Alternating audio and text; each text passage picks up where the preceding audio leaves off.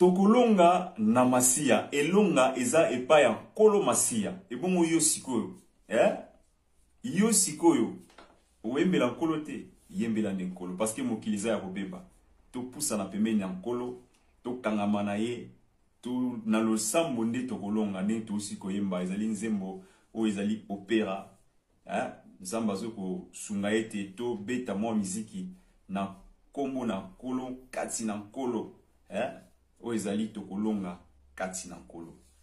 Ndeko na ngai tososola na losambo nde tokolonga nyonso, na losambo tokolonga Satan, na losambo mabota na biso tokokangola yango, tokozala na kimia, tokozala na esengo kati na losambo. Hermano Edi Mizele tozokumisa nkolo oyo eza repetition, tozaka tokokoba kati na nkolo. Adios, muchas gracias.